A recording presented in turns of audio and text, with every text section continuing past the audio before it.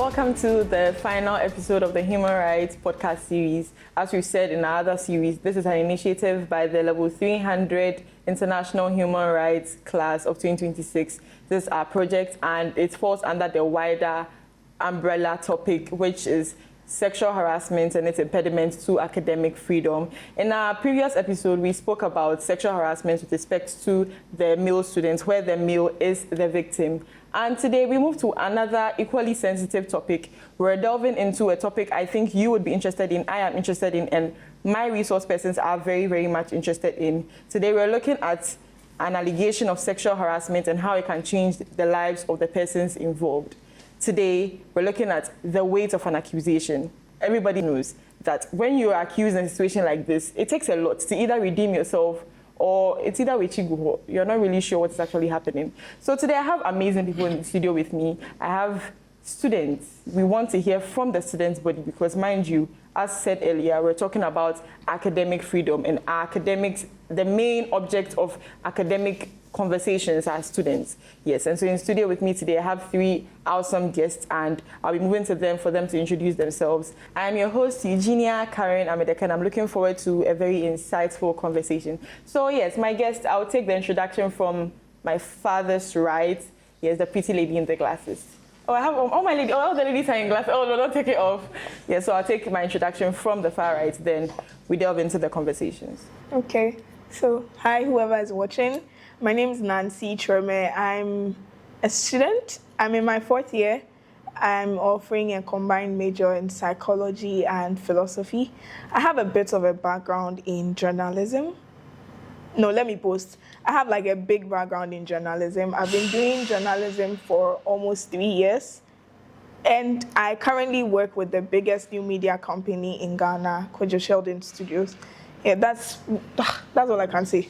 Okay. For now. Yeah. We move to our gentleman. Okay, I'm wonderful, Senator Joshua Komlaji, a level 300 law student and also a member of the International Human Rights 2026 class. Thank you so much. Yeah, so a team member. Ooh. Yeah, go to our final lady. Yes, hi, my name is Mariam Jasmine Saka. I'm also a final year student with the Psychology and English department. I am a student journalist. I've been doing journalism for 2 years. I also work with the biggest new media company, that's Kojo Sheldon Studios, and I'm also a social commentary writer. I write on things like feminism, I write on things like race, education, reading and literacy in Ghana. So I'm really excited for this conversation. And so am I, and I'm Karen. I'm excited for the conversation too. Okay, so our topic today, the weight of an accusation. What thoughts comes to your mind? We know we're about to talk, what we're going to talk about today, but you hear the topic, you hear the theme, the weight of an accusation. False accusation in sexual harassment cases. What comes to your mind? I'll start with Jasmine. So obviously, accusations are hard on both the person who is being accused and the person who is accusing. Actually, in Ghana, that is a very conservative society. People take sexual matters really seriously. It is a very sensitive conversation to have.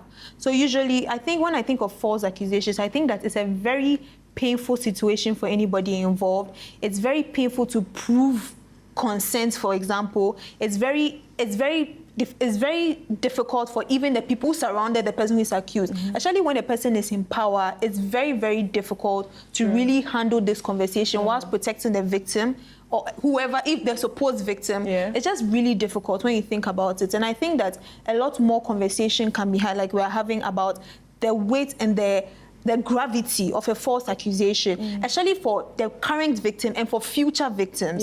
So because a false accusation can prevent the conversation around accusations, like it can, what's the word I'm looking, it can undermine. Or it can even empower other people to either want to speak up or not.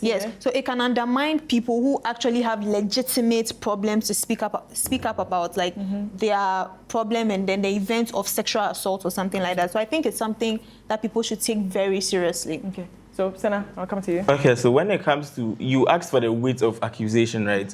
Exactly. So with this, my stance will be based off whether the accusation is false or is right. And then I think there are various levels of protections for each class of person if it's the claimants. So right now, if the accusation is right, then the claimant is on a very It makes their claim much easier to prove. Is that what you're saying? makes their claim easier to prove, and then protects them from any sort of stigmatization that might come up from it being a false accusation. So it actually depends on. We'll move more on that tangent, and so hold on to that aspect. So Nancy, I'll move on to you with a reaction to this particular topic. Okay, so for the weight of an accusation, we're going to take it from, I'm taking it from two angles, and I'm going to apply a bit of psychology because that's what I do. So we have the angle of the accused and then the angle of the complainant. Now, the weight of the, what you call it, the weight of an accusation on the accused is the fact that most of the times they have to come like face to face with public backlash, especially in situations where we tend to find out that they are being falsely accused. But then this is a case where a lot of individuals have this cognitive bias where like they openly welcome the very first information you give them without wanting to even find out more about stuff. Yes. Yes. So when you find out that, oh, the accused never really actually did anything, but then by the time we come to that realization, people have, there's trauma that comes with it. People lose their job. Yes, there's a whole lot of distortions that come with like this whole thing. And then in most instances too, for the complainant who comes out to tell us stories about their assaults and stuff like that, in situations where they are rightfully accusing people, the burden of coming to terms with the trauma that they've been through is like a very big issue, because people have to accept the fact that, oh, this has happened to them, and then they come out to talk about it. Most of the times too, there's the public scrutiny that comes with it. When people are like, yeah, you put yourself in that situation, why even coming to talk about it? So the weight of an accusation is like very, very big, but it depends on the angle that we're going to be taking. So working on that, who carries the weight in your opinion? Because I think that every law student, or generally, if you assert something, he who asserts must be able to prove it. This and this has happened to me. I should be able to prove it because I am saying it. Nobody would have known if I didn't say it. But then this is where I am thinking that the accused person now, although you said I've done something, you ought to prove it. Society just takes a stance. Just as you said, because the person was the first to say it, oh, Kofi did this to me. So they do not even wait. So now the accused has to be the one who has to prove that guilt of some sort. I don't know if you get what I'm trying to say. Yeah. So ideally, who do you think should bear the weight? So from what I'm understanding, the burden of proof falls on who? Yeah, ideally. Yes, ideally, the burden of proof should be on the person who is accused, the person who brings up the claim. But I think that when it comes to sexual assault and sexual harassment, it's very iffy. It's not as black and white as the burden of proof is this. And because one, especially when your reputation is at stake, you have to actually put in the effort to prove your innocence. And clear your name. Like, you have to clear your name. As much as we like to say that, oh, the burden of proof depends on the person who makes the claim. Like, you still have the court of public opinion. You still have people thinking about you. So you have to actually put in, like, you have to take upon the burden of proving yourself innocent.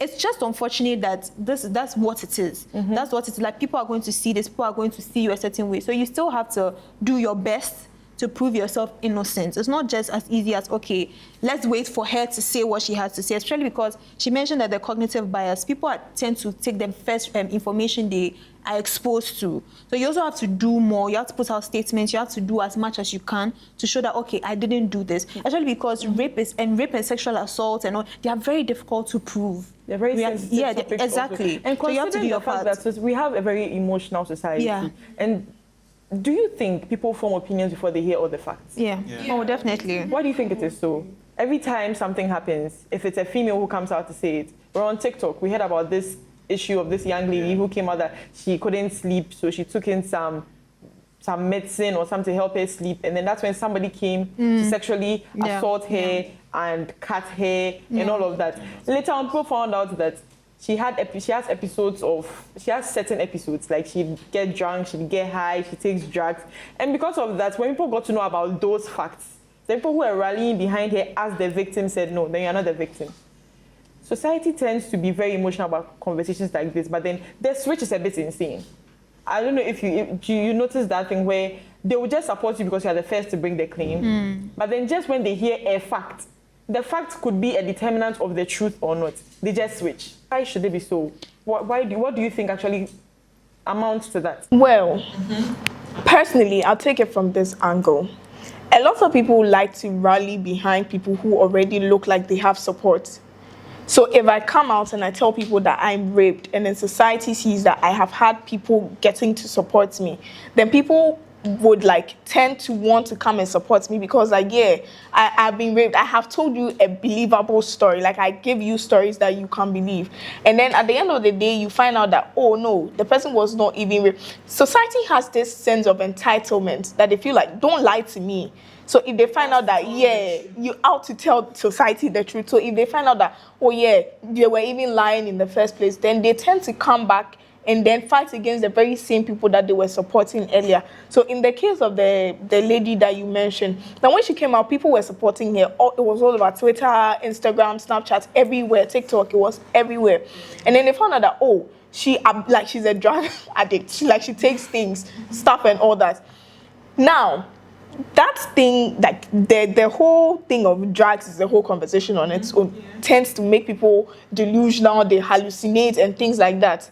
So people take into consideration all those aspects as well. What if you were hallucinating? What if it never happened to you? So these things cause doubts in like the things that you come out to say. So then at the end of the day, people just tend to not even want to support you anymore because it feels like there's an imbalance in your testimony that you are giving out. Today you come out and say, oh, I took drugs, sedatives to help me like do this, and then so I slept and someone comes to abuse me. And then they catch you and you're like, oh no, I actually took this instead. Like there's this sort of inconsistency in the statements that you're giving out, and it's very hard to believe people in such situations. So yeah, I think that Ghanaians, that's emotional. Charlie, they attach emotions to everything. It's an African thing. So in addition to what she said, there's this legal term, OD alteram partem, that means both parties would have to be heard. So before, even though, yes, you've acknowledged that the cognitive bias exists, but then I'll just acknowledge that we have to listen to both parties and then listen to what actually happened, and then before we could take any further steps. My next question will be on the fact that we understand social media gives a voice to people, and we want to streamline it to the students' body, the youth, the young people, right? Social media does give a voice to people. But do you think that, talking about how emotional society is, they tend to grab onto, they have to hear is that I was raped, the story time, and then they just take it. I was sexually harassed, and then they just take it. Social media has given us the voice. You don't have to pay to go to you just have to get your phone. You don't even need proper lighting, just say it, right? But then, do you think every alleged sexual harassment case should be given that priority? I would say yes. I would say that I am of the view that we should take them seriously, and more often than not, we should prioritize the narrative of the person who is accusing. It will be, in an ideal situation, we should do, let's hear both sides. That's an ideal situation. But if you look at the statistics surrounding sexual assault, it is very unlikely for somebody to record themselves, actually put their face out there to accuse someone, especially somebody in power, and it will be false. It will be false. Like, it's very, very unlikely. So based on that context that we exist in, that is why a lot of the times people hear the victim side and run with it. I would say that it is ideal because of the context we live in. If we lived in a good society, we would have said hear both sides, but no abuser has come to say, yes, hello, please, I did it. So I can understand why people tend to run with the first story, because it's very unlikely that the victim would come and do that. Especially in a society that I personally don't believe is very accommodating of people who come out to accuse people. They are going to victim blame you. What were you doing? What were you wearing? What were you wearing? Why were you there? Especially because we have this idea of the perfect victim. If you are not a woman who wears long dress and you've never seen a club before, you don't even go to any party,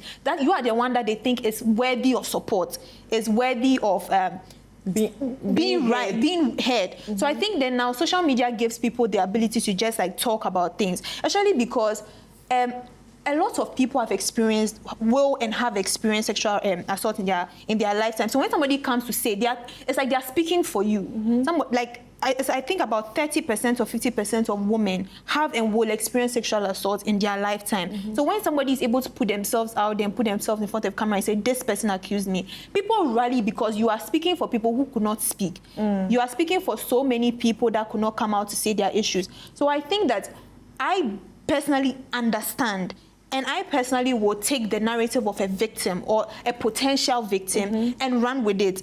And I don't think that, for example, the story we hear, me hearing that somebody drinks or takes drugs suddenly invalidates her victimhood. No, I think that I will still try and rally. But the thing is that I think that what we do is that we are not balancing it. When somebody comes out with a narrative, you should investigate. You should also like learn about, hear the other side. And they take a hook line. Exactly. Yes. So don't just hear, okay, I've been raped, and suddenly you are throwing stones at the accused. Like, figure out what you should do. But the thing is, you should do it in a way that does not invalidate the victim. You are not going to say, okay, I'm not going to listen to you until your abuser comes to say that you are not lying. So I think that when we approach these kind of issues, we should approach it with some wisdom, some maturity, knowing especially the context that we have in Ghana and like globally. But then in light of that, you see, this is the very expected reaction of everybody, right? The person who cries wolf will be given the attention first, right? Yeah. But this is where the liars come into being. Yeah. That's the very purpose of this conversation. We're looking at the two sides. We're looking at due process. We're looking at balancing all the outer pattern. We're looking at listening to both parties, right?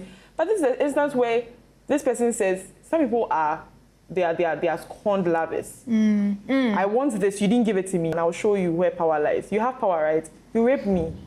And then that's the thing, we're very, very eager, and I think it's a good thing to some extent to want to hear the victim out ideally. But people tend to play on this. And then this is where we have the victims, usually being men, at the suffering end of this thing.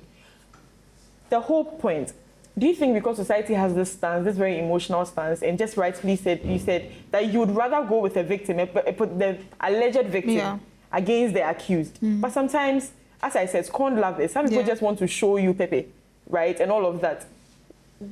What is your take on that part?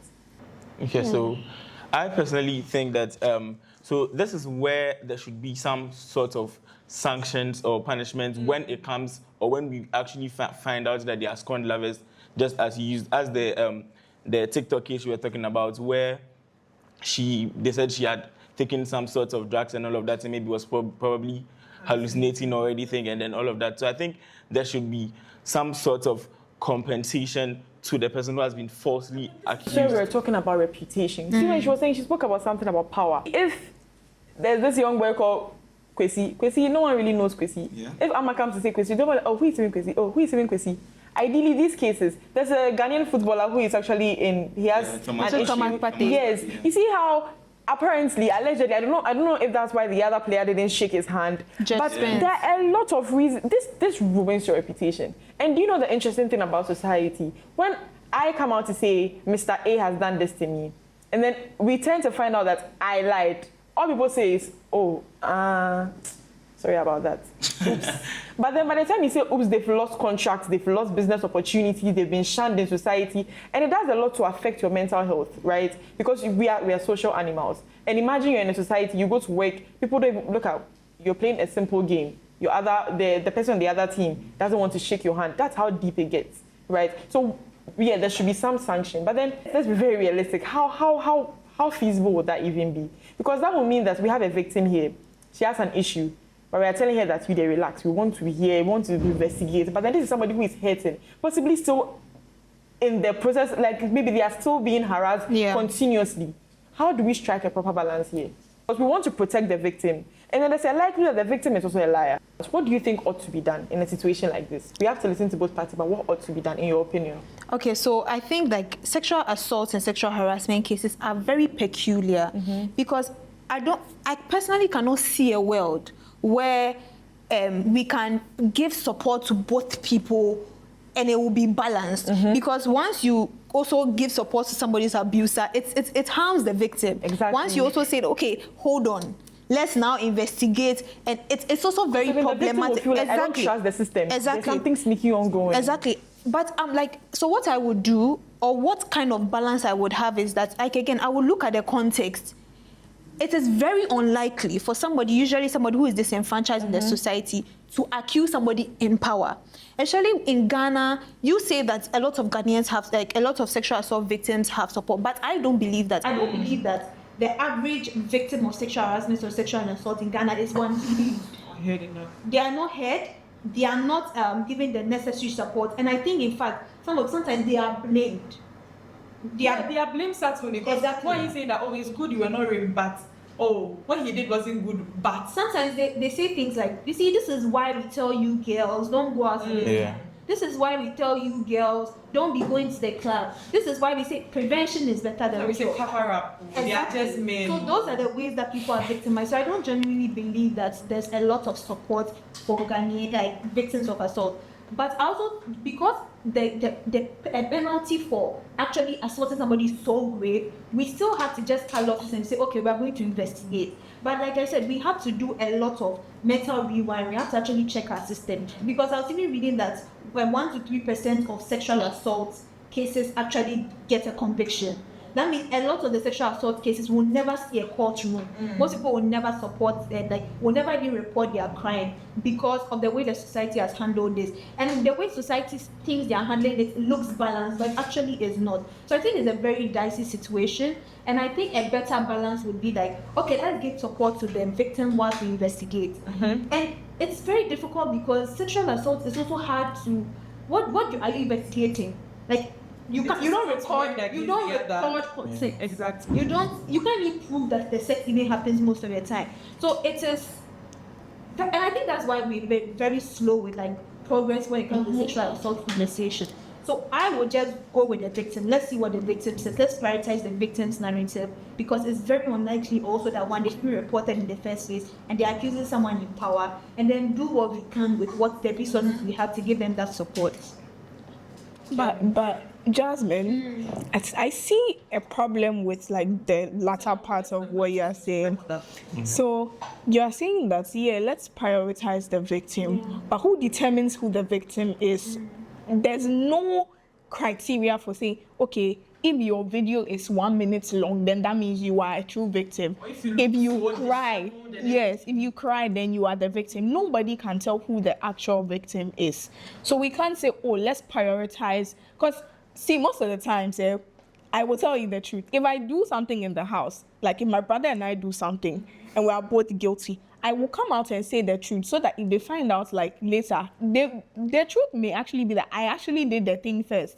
But my brother will not come and say anything about it because I believe that if I talk about it first, then my parents are going to blame my brother for it because he hasn't come out to say anything. Most often than not, the people who come out to say anything, they are not even the victims. They are not the people that are actually being assaulted.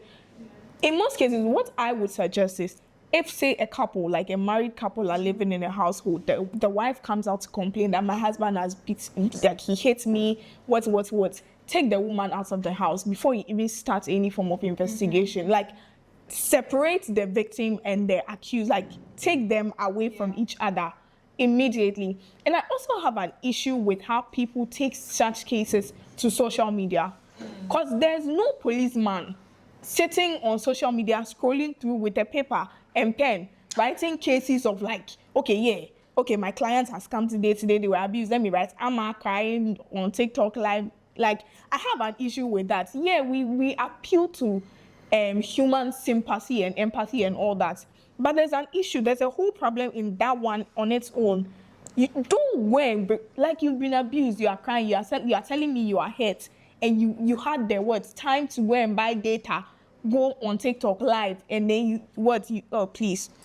Conversation right here. There's a video of this young girl who she's deceased, but I don't know if you heard about it. But society, because of the other girl scenario I gave, like it turned out that the victim was actually lying according to the reports of social media. So this girl, her video came out after she died. Was it the video that she's about to kill herself because who that she tell? And that this gentleman here did this to her and all of that. These instances like this. She's crying in the video. There's a victim that she knows that there's no support for her. You go explain tire. Like, it's just, and then mind you, where the perpetrator is in a higher position.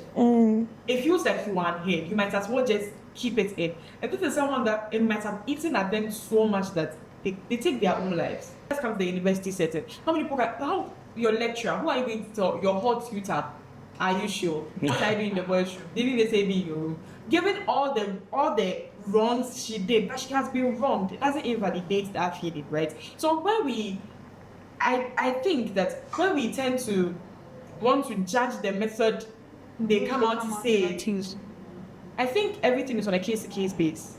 Some liars, they are actors, they are actresses. They can set the mood, and then they get ready, and then they narrate a very believable story. But then there are some people who know that I might as well just tell social media, that's all I can. That is all I can. Now let's come to the university setting, because as I said, we're looking at academic freedom. The University of Ghana has an anti-sexual harassment. Yeah, sexual harassment and misconduct policy. Yeah. Right. And then it has a provision on malicious accusations or founded complaints. I'd want Senna to go through that for us while listening to the game. Okay. So, like if you I could just read it. Okay, so it says the university recognizes the false accusations could have a serious impact on the reputation and integrity of individuals. As such, malicious accusations will be treated very seriously. Anyone who is found to have made a deliberately malicious complaint or allegation against another person shall be subject to formal disciplinary actions under the appropriate university procedure. What do we think about this? I think it's valid. I think if we have substantial proof that you did it in with malicious intent, perhaps your lecturer said it was going to give you a failed grade, so you are like, okay, then that time that the lecturer shook my hand, I'm going to accuse him of sexual harassment.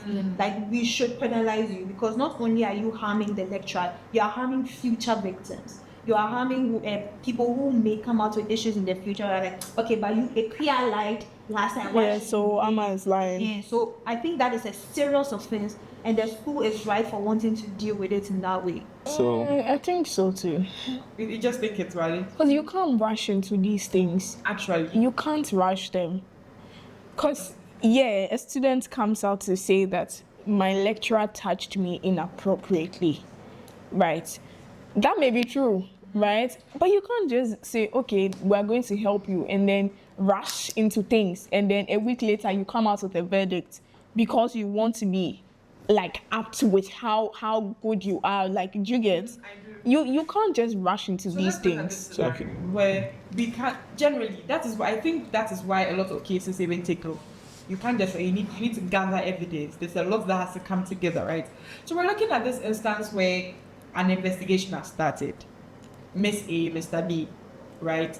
And then there isn't enough evidence to find this person guilty properly, so called. There's evidence, but there's not enough. You need enough. There's not enough substantial evidence to establish that this actually did happen. So, in the eyes of the students, but you're asking because we're all students, does this automatically mean it's a lie? No. I think that I think that's one of the misconceptions people have about false accusations. So sometimes when an accusation doesn't lead to a conviction, it doesn't mean the person is lying. It means that there's not enough evidence to convict the person. So I think that would be called unfounded, right? So I think that we should, like, most people will see them like, okay, then she's lying. And then other people say, hey, that means I'm not going to come out to my case. I think that people should learn more about what really went into their case. That just because something didn't lead to a conclusion doesn't mean the person is lying. So there's a need for clarity. Exactly. On some of the terminology. So there's unproven allegation, insufficient evidence, and there's false accusation. Yes, that's very different. Those are very, very different. False accusation is intentional. Yes. Very much intentional. It's very much intentional. So then let's talk about the terminology now. Let's start with false accusation generally. I believe that if we're looking at it generally, you have been accused, but then the accusation is false. Layman English. The reasonable man's understanding. You've been falsely accused. There's a malicious intent. It's an intentional, like it's a planned, there's an intent to just bring you down, right? And then we're looking at insufficient evidence, right? That one is to say that it might have happened, but there's not enough evidence to determine for perfectly so. But then when we also get to what was the other terminology I said? Unproven. It's unproven. It might have happened also, but then we do not have enough. So it's more like the residual action from insufficient evidence. We do not have enough to actually find you guilty of this. How do we think the student body actually do understand? I feel the student body. Or what do you think, Jen? I think that for most people too, there are just two sides to like such cases. You are either guilty or not guilty. That's no middle ground. If I go out and I tell people that my lecturer has assaulted me and then there's not enough substantive evidence to like convict my lecturer or like to prove that my lecturer actually did it, then for most people, then it just means I'm a liar, because then I couldn't prove it. But then in most instances to that, there's like nothing for you to show as proof. There's nothing. So You go to, most people actually don't even understand the difference between like sexual harassment and rape. People want to see like things. If I touch Senna right now, in any inappropriate manner, I have sexually harassed him. If he doesn't want it, I have sexually harassed him. It can be verbal. It can be a lot of things. And if in passing my lecturer calls me, hey, sexy, and I go and tell people that my lecturer has he has harassed me, there's no way I can prove it that I have a recording of my lecturer calling me, hey, sexy. But it doesn't mean that he's not guilty of the fact that, like, he's not guilty of what I'm accusing him of. And that's a lot of mistake, like, a lot of people tend to make, mostly students. You are either proving that he's guilty or you are a liar. And that's a very false. okay, so I think the law, when it comes to most of our criminal law cases, draws a distinction between as to whether not guilty or just guilty. So we have an acquittal or a dismissal. So I think an acquittal is where they go like, he's not guilty, then does it. Exactly. But then the dismissal comes in where they're like, okay, for now, prosecution is not being able to prove beyond reasonable doubt that he or she sexually harassed someone. So for now, let the case rest. When there's more or sufficient evidence, we could come back to the case again and then continue it. And then I was saying that the Criminal Offences Act has what all these are supposed to be. Rape is very, very, very much far from what sexual harassment is. Yeah. But then it's worth considering that there's a linkage, because you're sexually harassed and it proceeds to get possibly raped. And even the university's anti-sexual harassment policy defines some very particular activities and sexual harassment, which I believe some people don't even know, because it says that this is an unwelcome conduct. So in the first state, it's unwelcome. If it's welcoming, it's a different conversation. Yes. But it's an unwelcome conduct of a sexual nature, including unwelcome sexual advances, requests for sexual favors, and other verbal. Just like I said, you can say it, non-verbal, you touch the person, or you act in a particular manner to bring about an idea. Written, right on the paper, right on the wall, she's a hot, something very of a sexual nature. You type it out, electronic, graphic, pictures, or physical conduct or behavior of a sexual nature when submission to or rejection of such conduct is made either explicitly or implicitly. So you do that, I tell you point blank, I don't like what you are doing. You proceed. It's an unwelcome thing, because I've made it clear, unequivocally, I am not very much in favor of this. This is what the school's law says. Don't you think to some extent sexual harassment, acts of sexual harassment have been normalized? Yes. Yeah. Yes. Even with what you're saying, the part that struck me was, do you have to explicitly or implicitly point out the fact that it's unwelcome? For example, if my teacher makes an advance to me and I never say no, I leave the message unread and I go and report that he sexually harassed me, would they consider that as a case? Because I actually haven't said no. Like, I'm actually curious to that. Yeah. Would they say sexual assault because I haven't said no yet? I haven't declined the offer. I feel that's why it kind of gives us a good balance. Either explicitly said please no, I think, or left unread implicitly. What does that mean? I feel like then that's why I think it's a case-to-case base, right? They have to determine looking at the factors. Because someone might leave you already because they want to call you and tell you in person that or someone will leave you already because I don't have a response for that nasty thing you're doing. True. So we'll have to wait. Because I don't think we can just clearly cut and say these acts, when you do it, shows that it is an implicit Okay, denial. so coming to the unwelcomed word used in that provision. So I would want each and everyone to come clear as to whether they want it or not, so that we drift away from actually trying to see whether it's welcomed or not. So harassment is harassment whether you want it or not. Like, no, but then here they are saying unwelcomed. So meaning if it's welcomed, then so then maybe it could be a problem with exactly we whether The thing is, they need to consider the fact that there is a power dynamic involved when it comes to student-teacher relationship. So all advances that are sexual towards a student should be assumed to be unwelcome because of the power dynamic. You cannot determine whether something is welcome or unwelcome when there's a power dynamic involved. Someone may indulge their lecturer sexually because their grades are on the line. What happens when I say no? So maybe say please, like those things. So you can never tell. So I think that the University of Ghana should consider that one, there's a power dynamic. There shouldn't be any form of room for any sexual conversations. That once a lecturer or even a student makes an advance to a lecturer, it should be something that is flagged and dismantled completely. There shouldn't be. Don't make a clause for saying if it is welcome, then it's not. But Jasmine, the Act does make some provision about for the teacher-student, the power dynamic. That is quite interesting because I feel like they've tried to cover all possible loopholes. Okay. Because it says that other forms of sexual misconduct, in addition to sexual harassment, other forms of sexual misconduct include the following: sexual or amorous behavior with students or subordinates, staff exploiting relationships with subordinate staff or students for sexual. And it even says up ahead that sexual relationships that occur in the student-teacher context or in the context of employment, supervision, or evaluation of present special problems.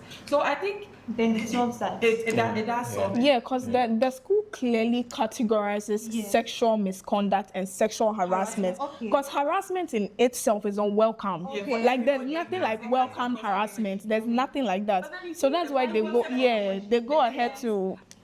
I think that ideally too, we see how the conversations pass around, how more often than not, you said the statistics don't even give us a clear understanding that, sexual harassment cases, the perpetrators are actually brought to justice and everything is done as it ought to be done. Mainly because of how it happens.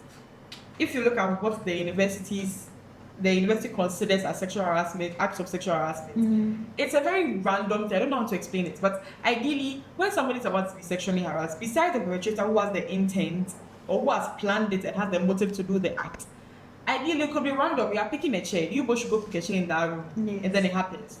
So then the concept of getting evidence is very weird, because how do I get evidence? It was random, it wasn't recorded, there's no CCTV camera, there's all of those conversations, right? So what do you think can be done better? I think If we're taking the evidence out, what are we replacing it with? Then it will just be your word against mine. That's where it gets tricky. And we can't operate in such a world. Exactly. so. That's a broader conversation of what kind of society and socialization do we have that makes these kind of cases even exist in the first place. What kind of socialization is there that makes people assault other people? And that's a very, very broad conversation. So it's the problem then now is that we have to prevent these events from coming, because when they do come, they get very murky and very dicey, and unfortunately that's where we are going to have this conversation. And I think also students ought to know more about it.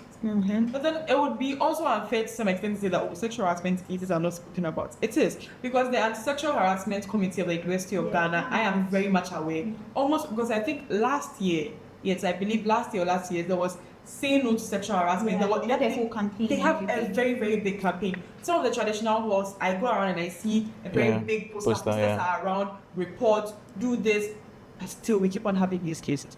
What do you think the problem is?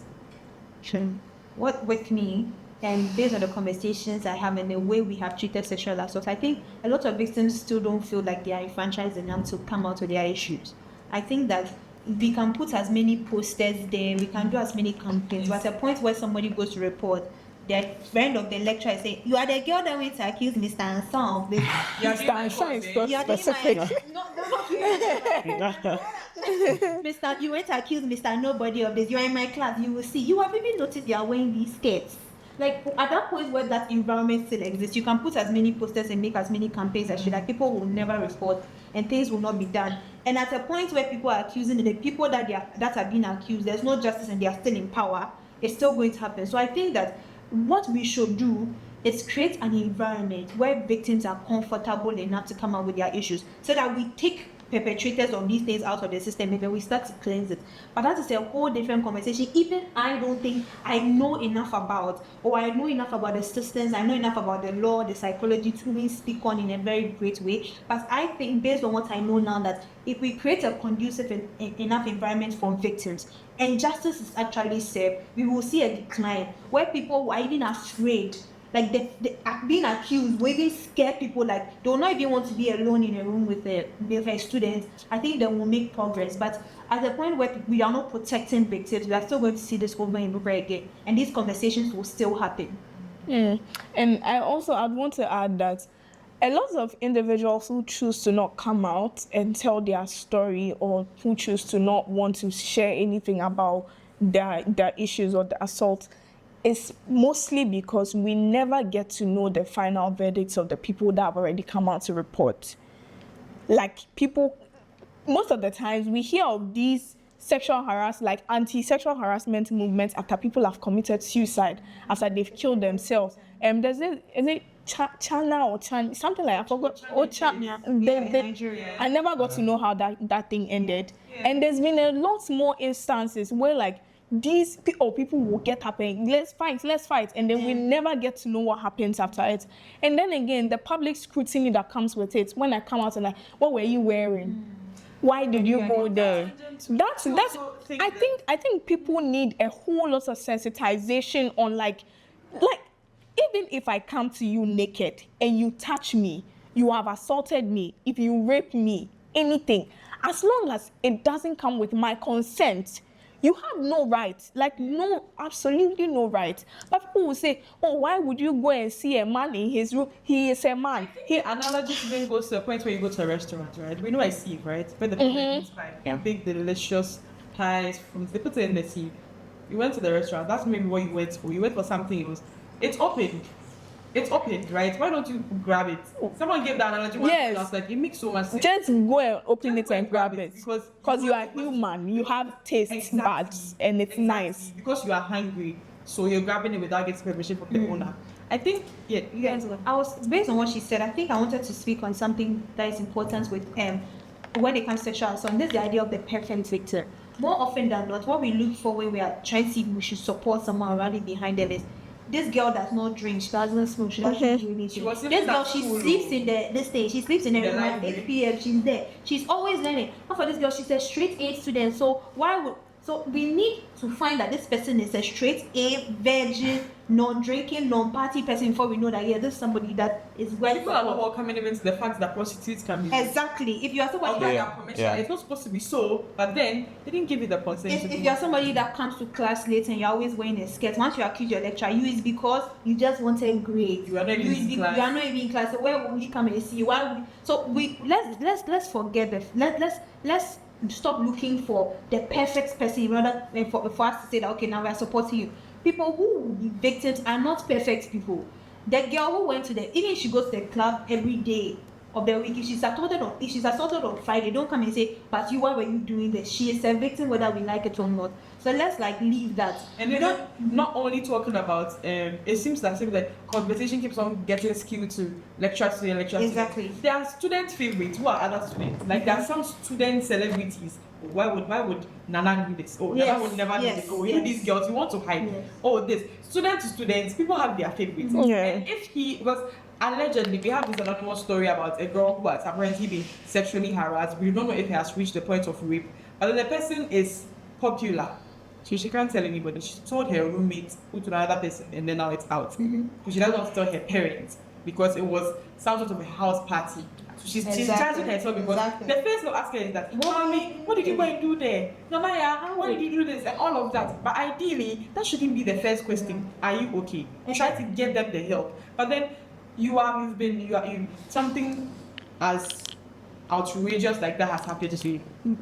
It might be even as petty as somebody grabbing your behind, which is still not right. Yeah. But the first they ask is that, hey, by you and him, what are you doing this? Exactly. But you are wearing this short skirt. Everybody would want to touch. They want the abusers to look like monsters. They forget that the abusers are looking. Mr. Nobody, you never do that. I know him from church. His father donated. That's how it is. And then people cannot come out to their stories because this is the thing. So don't look for the perfect victim and don't look for the monstrous abuser. people around you, people are imperfect. People just believe people based on at least the perfect you have. And I think that we can make progress. Okay, and then instead of going around telling people, oh, this has happened, oh, my roommates, I think I can confide in you, oh, this and this and this happened. Because even the sexual harassment and misconduct policy states that if there's anything like that, you come straight to SEGENSA for them to like find it and investigate through the matter. So I feel like instead of going around, oh, this happened, oh, this happened, you should rather try reaching out to the authorities. So even by the time it gets to a point where everyone knows about it, then we are almost at the verge of trying to find out whether someone was falsely accused or the victim is right.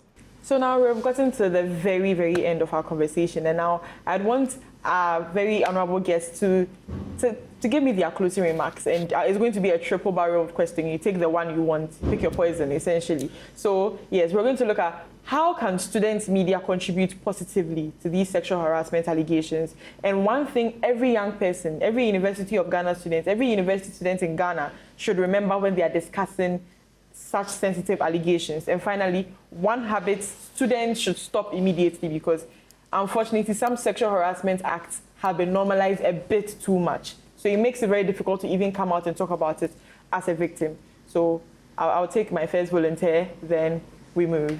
Yay, Nancy. Okay, so I'm going to take the media one because I think I do a bit of media. So Sweet. yeah. So the first point I'm going to make is proper sensitization on the part of the media. I think that there's a very big burden on the media to really educate people and let them understand what sexual harassment really is, what it actually entails. Because trust me, you would hardly find a high number of people logging into their emails, like their student emails, to go and download these sexual harassment acts to go and read and find out for themselves. But then, say the schools, let me take the University of Ghana, for instance, and take their radio station. They have a TikTok account where they post videos and things like that.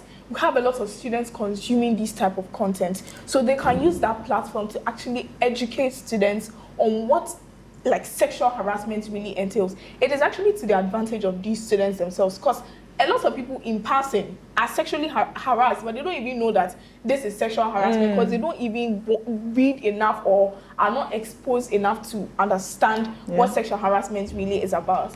And then again, I think that there shouldn't be any type of fear in exposing the powerful when it comes to media. Like, people think that, oh, because it's a student media, then if the lecturers are exposed for sexual harassment, let us not publish such information because they are lecturers, they are powerful people in society. But as long as they've been proven guilty, then the burden lies on you to let everybody know that, yeah, these people are actually the ones, they are the perpetrators in the society. Let everybody be aware of it so that people approach them with as much caution as they can possibly approach them with. And then finally, I think that there's a final burden on people to actually educate people on blame culture. They should, stop it, Charlie. Sorry. I just spoke to Jane, I'm sorry. But it's not really necessary. We are in a society, this is a school, like an educational environment. The relationships we tend to build are mostly like friendships and stuff like that.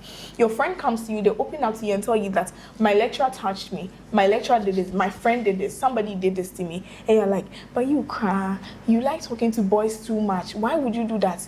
That alone is a turn-off for people who would want to come out.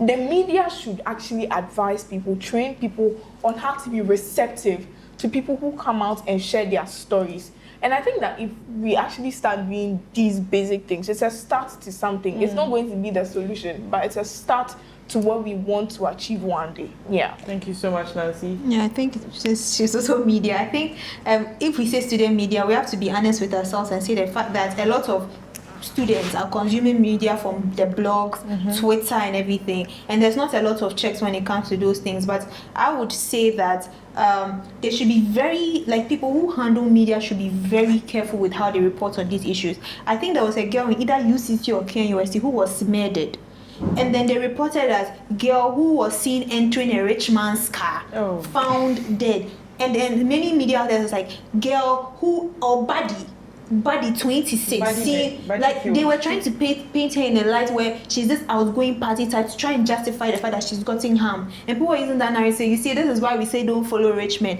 taking away from the fact that this is somebody that has been killed. The onus lies on the people who are presenting to make sure that they are not painting narratives that take away from the victimhood of the person. And also, she made a very good point about the kind of content that is posted. I've noticed that there is no check. People see a dead body and they record it and they just post it. People can just post somebody's sex tape online and nothing is being done to check that. And people are, please, can I have the link? And people are sending it, like media people are sending these things. So nobody has any proper check, no dignity, no ethics when it comes to how they are reporting on issues, especially grave issues such as rape. Girl who was always seen at party found dead. Like, these things are very, very problematic. So please report these things with dignity, with ethics, with humanity, and don't try and paint narratives that invalidate people's victimhood. And even with the accused, make sure that you are being as objective as possible. Now, when it comes to habits that I think students should avoid, in the University of Ghana context, for example, as a student myself, I'll say let's stop blurring the lines between the lecturer-student relationships. When I was in my first year of university, because I wasn't as close to my lecturers as I am now, but I insisted I wasn't going to text lecturers on WhatsApp. It is through email. Like, these are kind of strict boundaries. I mean, I've eased up on these boundaries now, but I'm saying that we should have a clear-cut relationship when it comes to lecturers and students. No matter how friendly you are with a lecturer, please make that gap. Don't be calling lecturers by their nicknames. Don't fraternize with them as if they are your mates. It's very important. And it might seem like it's problematic because, oh, this lecturer is my friend. But there are contexts to which you should have these kind of relationships, but not on campus. Because when a problem like this comes, it's very difficult to like really manage these kinds of relationships. So you'll notice that even in some schools outside the country, they are very strict. You don't call a student. You don't text a student on WhatsApp. You don't do these things because of these problems that may arise. So let's try and create that boundary. The middle one was which one? Think that's pretty much it. Yeah, let's go. Okay, so I'm taking it from her point of view where they would have to put checks on the media and all of that. I would advise that the media puts it out there where there is a conclusive evidence that this did this, he didn't do this, she didn't do this. So they don't just follow the hype. Exactly. Because there's one, looking at the reasons for why people are punished, it's determined. Telling someone that, hey, you, this did this to that, doesn't prevent anyone from trying to falsely accuse someone. But then if, let's say, we've been out there and then now, yes, oh, maybe person A was falsely accused by person B. Okay, this is what they are going to do to person B now. And then now this is supposed to go out there to serve as a deterrent to others who might or may find themselves in such situations, rather than going out and saying, oh, this, that. And then in addition to that, I really like the fact that the sexual harassment and misconduct policy really stated that the Sejentia should be one of the institutes or the authorities where you should walk up to and then report such matters. Because personally, I believe that when such matters are taken there, they do not just get up and, hey, this person has done this. No, they would actually sit down, because the expressly states that, yes, they take their time, go through investigations and all of that to make sure that, oh, this person may or might have been falsely accused, or maybe this person was actually a victim. So I feel like we should know how to channel some of these accusations and all of that. Yeah. Thank you so much. Thank you so much, Nancy, Jasmine, and Senna. So as we bring this episode and actually the entirety of our human rights podcast series to an end, we hope these conversations haven't just been one of the other ones. We are not just here to simply inform you, but we want to challenge your thoughts. We want you to be the change wherever you are. And over the Human Rights Podcast series, we've spoken about a diverse number of topics, starting from sexual harassment with respect to students with disability, moving on to sexual harassment on the male students, and finally, false accusation in cases of sexual harassment. Sexual harassment is not just an individual issue, it is a human rights issue, and it affects you, it affects me, it affects every single person in society, and therefore we all have a duty to ensure that we cut these things and then we deal with them properly, so-called. This podcast series, as I've said over and over again, is an initiative by the Level 300 International Human Rights Class of 2026 under the supervision of Professor Kwejo Appiah-Etia. And we warmly invite you to our press conference, which will be on the 7th of August at the University of Ghana School of Law Auditorium. We'd want to see you there. We have a documentary, we have a panel discussion. There's more to talk about as we talk about the main topic, sexual harassment and its impediment to academic freedom. Don't say you're not a student, you're not going to be there. You have a student cousin, you have a student in your church. It affects us all in society one way or the other. And I want to see each and every one of you there. Thank you so much for sticking and staying, and see you when we see you.